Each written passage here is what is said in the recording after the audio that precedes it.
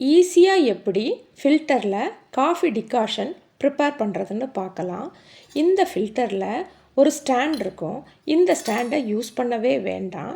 மேலே உள்ள பாத்திரம் காஃபி தூள் போடுறதுக்கும் கீழே உள்ளது டிகாஷன் இறங்குறக்கும் கொடுத்துருப்பாங்க.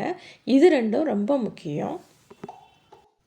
நான் சொல்கிற மெத்தடில் போட்டால் டிகாஷன் ரொம்ப ஈஸியாக இறங்கிரும்.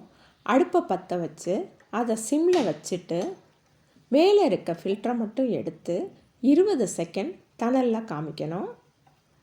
கை மேல் பக்கமாக இருக்கணும், இல்லைன்னா சுற்றும்.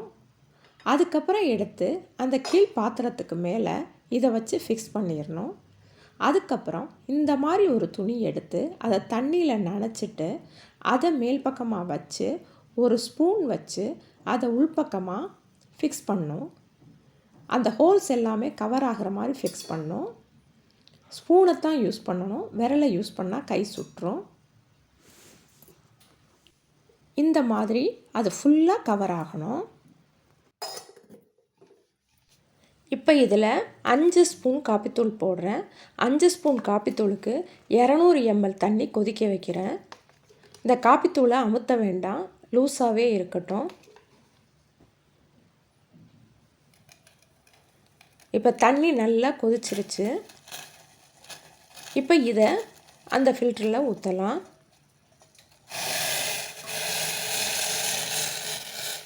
இதை ஊற்றுறப்பவே உங்களுக்கு டிகாஷன் இறங்குற சப்தம் கேட்கும். ரொம்ப வேகமாக டிகாஷன் இறங்கும்.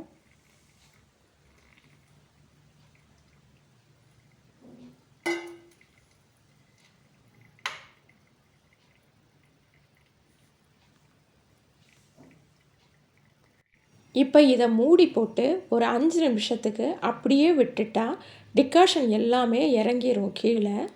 அதுக்கப்புறம் கீழே ஒரு கெட்டியான துணியை வச்சு பிடிச்சிக்கிட்டு மேலே இருக்க ஃபில்டரை எடுக்கணும்.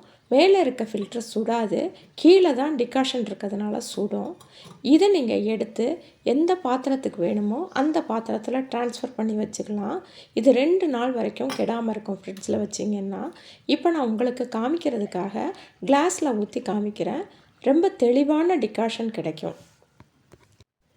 இந்த முறையில் டிகாஷன் ப்ரிப்பேர் பண்ணால் பால் சுடுறதுக்குள்ளே டிகாஷன் ரெடி ஆயிரும். தேவையான அளவு சர்க்கரையும் டிகாஷனும் சேர்த்து பாலை சுட வச்சு காஃபி தயாரிக்கலாம். கமகமக்கும் coffee ready. Thank you. Have a good day.